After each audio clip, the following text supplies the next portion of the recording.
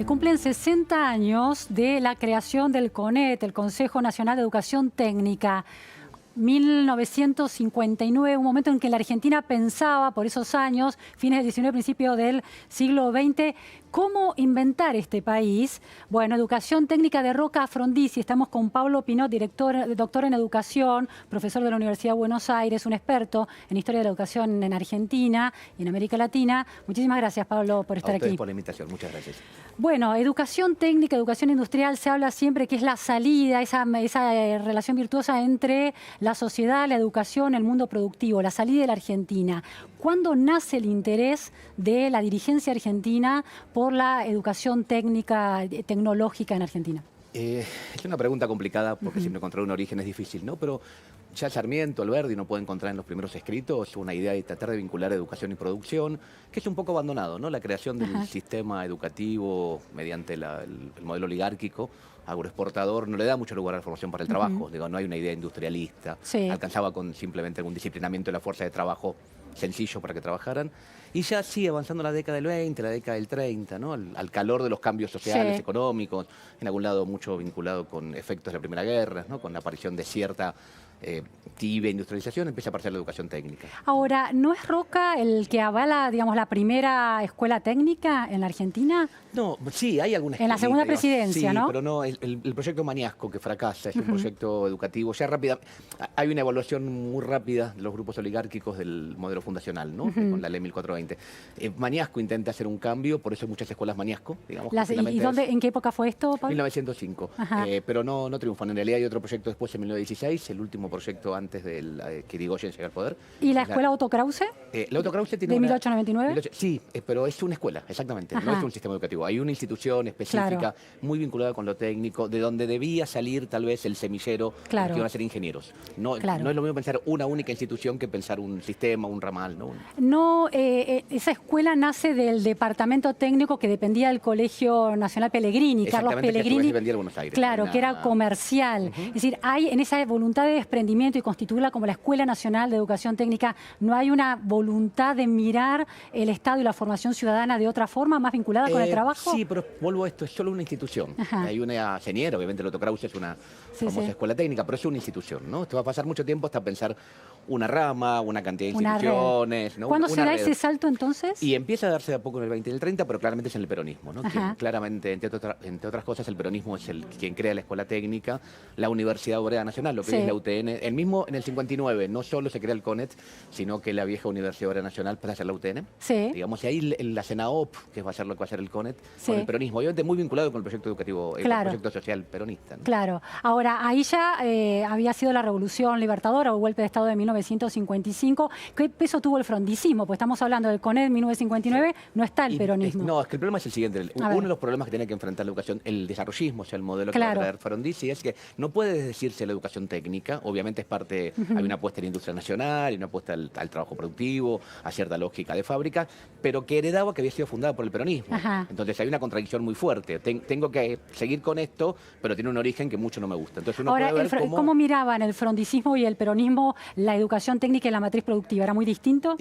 Bastante. Sobre todo, una cuestión básica para el peronismo, la educación técnica tenía más que ver con la formación de una fuerza de trabajo en clave política, ¿no? Está pensando, ya solo el nombre, pasar de universidad obrera a universidad tecnológica, de escuela fábrica a escuela técnica, nos marca. Para el peronismo, el obrero es un sujeto político. El peso de la CGT, el peso de los sindicatos en la dirigencia del sistema educativo que era el peronismo es muy fuerte. Y esto el desarrollismo lo baja, porque el desarrollismo está... mientras el peronismo piensa el trabajo en una mirada bastante más compleja, el desarrollismo empieza a cerrar la problemática del empleo. Y no es lo mismo pensar formar para el trabajo, formar para el empleo. En ese movimiento uno puede ver la apropiación que hace el desarrollismo de la marca peronista previa, ¿no? ¿Cómo se conjugan, no? Digo, porque pienso en las primeras escuelas técnicas que suceden de manera un poco aislada a fines del siglo XIX, cuando ya existían 14 colegios nacionales, estaban las escuelas normales. ¿Cómo se conjuga la idea que la élite tenía de la escuela secundaria? Quiero decir, Mitre pensando en los colegios nacionales para formación de la élite dirigente. ¿Cuál es el rol que se le atribuye en ese fin del siglo XIX a esta educación técnica, bueno, que está recién naciendo? Mira, responde a las marcas típicas. Por un lado, grupos sociales. En cierta forma, la educación técnica está pensada para grupos sociales bajos, no para la formación de las élites. Sí. Si vos pensás, el sistema educativo argentino surge para formar ciudadanos, pero no es lo mismo un representado que un representante, ¿no? Mientras que los representantes van a ir al Colegio Nacional, los representados van a ir a otras instituciones. También de género, ¿no? Hay una lógica también como uno puede ir viendo como primero la educación técnica se piensa con plano masculino. En todo caso, para la mujer eran ni escuelas, eran cursos muy bajos. Y va a haber toda una lucha de género, digamos, la clave clase, la clase social y la clave género entrelazan toda la historia argentina, entrelazan toda la historia de educación, entrelazan la historia de educación técnica. Pablo, la Escuela Técnica Rayo implica una novedad en esta idea de incluir lo técnico y también el arte. Sí, la Rayo, digamos, el sistema de educación técnica surge mucho por instituciones libres que después se van armando. La Regio responde a una familia que tiene ciertas ideas de mecenazgo, podemos llamarlo, de cierta lógica de construir con la sociedad, ¿no? Por eso tiene este nombre Regio. Claro. Es otro estilo que después se van amalgamando. ¿Y era una familia industrial? Exactamente. Sí, ¿Y buscaba formación de obreros para sus industrias o estaba pensando más allá? Estaba en eso y más allá. Digamos, claramente quería formar los propios. Había una lógica de estas familias italianas de mecenas, ¿no? Y crean la escuela para esta cuestión. Ese es el origen que tiene. Después se va cambiando, ¿no? El CONET, el Consejo Nacional de Educación Técnica de 1959, le daba un espacio también a la financiación por parte de las empresas, ¿no? En algunas escuelas técnicas. Sí, exactamente. ¿Cómo funcionaba eso? Tiene un sistema, un Consejo Nacional, como nombre lo implica, que donde había representantes de empresas, del Estado y de los sindicatos, bastante menores, pero había una cuestión ahí. Y las empresas participaban, es el modelo desarrollista, ¿no? La apuesta a un crecimiento del Estado en supuesta competencia con el espacio privado, ¿no? Contra el modelo peronista más puesto en el Estado como el gran agente promotor del desarrollo, el desarrollismo presupone esta idea. Entonces, las empresas privadas van a actuar. Va a ser muy importante después, ¿no? Durante la dictadura militar, Burundarena va a llevar a cabo el Plan Dual, que es como un modelo que va a traer de Alemania, con otra lógica, y ahí van a jugar más empresas. Se discute mucho en Argentina cómo los sectores vulnerables, que los chicos de sectores vulnerables que están en la escuela secundaria, que abandonan, cómo encontrar algún tipo de destino, y una de las propuestas es que la escuela dual, esta escuela que puede permitir la decisión en cierto momento de la secundaria, en tercer año más o menos, la decisión de ir hacia una formación más vinculada con oficios puede ser una solución. Este modelo no es nuevo, ya estaba en Argentina en aquella década, ¿no? Está desde el origen y en Europa también tiene que ver con cómo se formaba el trabajador, ¿no? Hay un lugar donde los trabajadores siempre se formaron, tal vez no en escuelas estatales, pero la idea de la formación en el taller, la formación en el gremio, en el sindicato, ¿no? El peso que tuvieron la fraternidad, por ejemplo, el gremio de la fraternidad, hay buenas investigaciones que marcan cómo formaron escuelas, formaron instituciones. Después van a entrar a dialogar con el Estado. Pero hay toda una producción, siempre educación y trabajo, siempre alguien formó para el trabajo. El tema que en el modelo escolar... Pablo, en esta historia de la educación técnica en Argentina, 1941 es importante en términos de fijar que son 5 años con esta posibilidad de en tercer año irse hacia otro lado. Sí, en 1941 es el proyecto ROE, que después lo retoma el peronismo y lo hace un poco más sensible, que ¿el proyecto viene con ROE, pero que viene con la idea de intentar, contra el modelo previo, que era un modelo más del estilo alemán, donde ya en primer año estaba armado el destino de los alumnos, la idea de que, bueno, me empieza a haber una idea de ciclo común, se retrasa, va a ser lo que en Europa empiezan a ser las escuelas comprensivas un poco después. Se retrasa el momento de la opción por la modalidad. Y ahí empieza a jugar la cuestión técnica.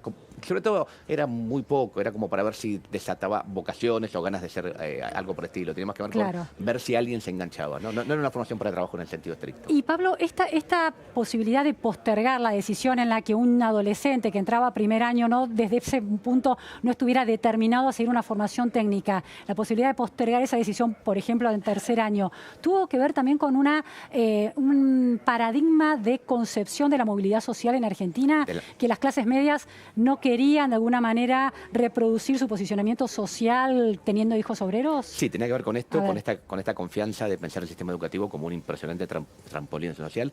Tiene que ver con cambios epocales, ¿no? Aparece la adolescencia, la idea, tener 15 años ya en 1950 era ser adolescente, tener 15 años en 1910 ya estaba todo jugado, ¿no? También hay cambios dentro de las concepciones de las edades para sumar otras variables, ¿no? Cómo se entiende el alumno, el adolescente, la pubertad, se llamaba entonces, la época de crisis. Entonces algunos decían, bueno, hay que esperar, hay que darles más tiempo. Ya empezaba esta idea se vivía en los 15 años, no se vivía igual en 1910 que hoy que en 1950. ¿no? Muy interesante esa variable psicológica evolutiva.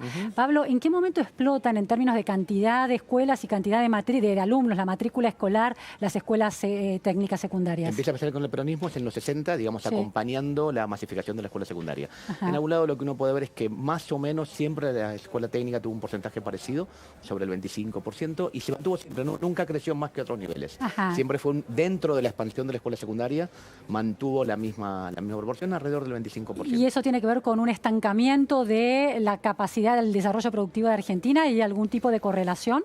Puede tener que ver puede tener que ver también con la idea de una cierta idea del bachillerato jugando como el modelo central, la idea también de una dificultad de crear formas puras de enseñanza técnica. El CONET crea las escuelas técnicas y si uno mira la propuesta de formación del CONET es un bachillerato de menor calidad con talleres a la tarde. O sea, hay un lugar donde, si el peronismo no puede encontrarlo, en los 50 uno no encuentra un modelo original nuevo de formación para el trabajo. Entonces es como una escuela secundaria de segunda para los que no están para el bachillerato.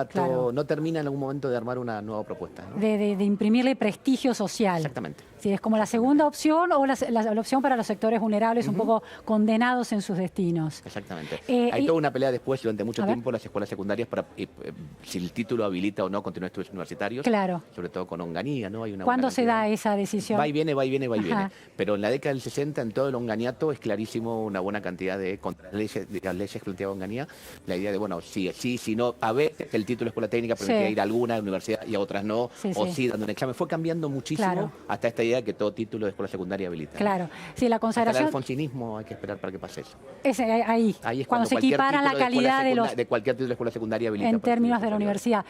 La idea del bachillerato humanista y generalista sostiene su prestigio aunque se masifica significativamente, sostiene a lo largo de la historia su prestigio social en relación a la escuela técnica. Da el capital cultural que más validado, ¿no? Claro. El tema de las escuelas técnicas, la educación técnica ya de nivel terciario no universitario, ¿cuándo se introduce en este sistema? Y empieza cuando, por un lado, la Universidad Obrera, la UTN, ¿no? Y cuando claramente aparece una universidad destinada a la formación para el trabajo, que empieza a dar títulos de ingeniero, que eran muy largos obviamente, y empieza a dar tecnicaturas, títulos cortos. También cuando ya terminar la escuela secundaria en la Argentina ya no es tan difícil, digamos, entonces es necesario ofertar otras cuestiones. Son fenómenos muy de la segunda mitad digamos, en algún lado tienen que ver con estos 60 años que estamos recordando. Claro, cuando de alguna manera la gente accede y todos tienen el mismo título, ahí es necesario diferenciarse con otro nuevo título, en ese caso terciario. Ahí el CONET tuvo mucho que ver, el CONET no solo tuvo escuela secundaria, sino una enorme cantidad de tecnicaturas, carreras cortas con una salida laboral rápida. ¿No? Siempre se piensa en la constitución, en la formación. Hablábamos hace un rato con un especialista en Derecho Constitucional en Chile, cómo las élites dirigentes ven los países y cómo esas visiones que se tienen de las naciones o de las sociedades se instrumentan en instituciones legales, educativas, de algún tipo. Esta idea de que el Estado-Nación, tuvo la escuela primaria como la gran formadora de los ciudadanos, la escuela secundaria, el bachillerato como la formadora de la élite dirigente, la otra pata es la escuela técnica, pero entra más tarde de alguna manera. Mucho más tarde. Porque la formación, insisto, la formación para el trabajo originalmente la daba el trabajo mismo, no estaba la idea, había pocas demandas técnicas productivas. Para trabajar en el campo en 1920 había saberes complejos, por supuesto, muy complejos, pero se aprendían en el hacer, no había una institución propia donde uno iba a aprender. Claro, una idea casi medieval del aprendiz que junto a otro que sabe, haciendo la tarea la aprende. Y que después es un elemento que en los 20, 30 los sindicatos mantienen mucho, o sea, van a mantener la propia capacitación como una forma de negociación con la patronal, ¿no? O sea, yo formo a mi gente y esto le permite, no le entrega a las empresas la formación, porque es una parte de sus herramientas de negociación. Vos señalabas, vos relativizabas el peso de Roca, que es un representante de la generación del 80 también, que ha concebido parte de la narrativa estatal y el modo en vez de construir la nación, que ese fue un episodio nada más, no sintomático, en la creación del Otto Krause. Si uno compara con el impacto de la ley 1420, la ley roquista, y es una institución contra un sistema educativo. Ahora, señalabas el peso de la mirada peronista en relación a la industrialización de la Argentina. Esa es una nueva... De alguna manera, en el peronismo se reintegra la escuela técnica como una institución para la construcción de la nación en esta nueva versión peronista. Absolutamente. Se crea un sistema. O sea, ya no es una escuela, sino que hay escuelas secundarias, hay algunos cursos en la primaria, está el nivel universitario, es mucho más complejo, ¿no?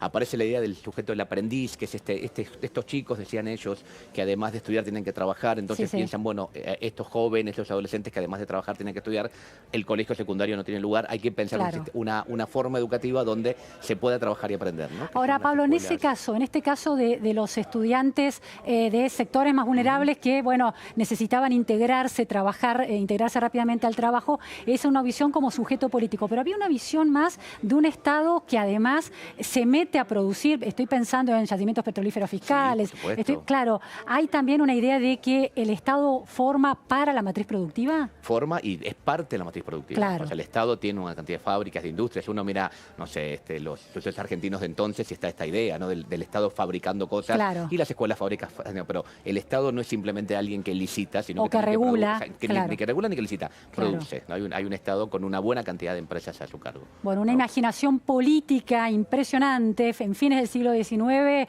en adelante inventando toda la educación con sus distintas patas, pensando en una nación. Interesantísimo. Muchísimas gracias, Pablo Pino, realmente. Por la invitación. Muchas gracias. Vamos a escuchar las palabras de Evo Morales.